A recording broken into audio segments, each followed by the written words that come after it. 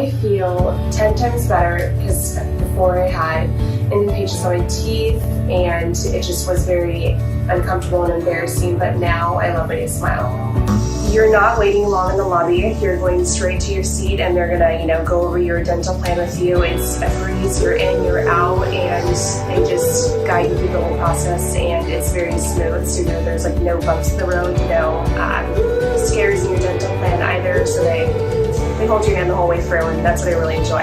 I went from dentist to dentist to get plans, and you get a feel for where they were, and Dr. Ayzin set me aside and took the time to look at my mouth and examine it, and I just felt really comfortable with the markup that happened before my actual process of getting my veneers and crown done, crowns plural, and it just, from my before and after, I feel and I look so much better.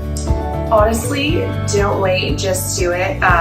If you're, not happy with your smile before, you definitely will be happy with your smile after, so just go for it.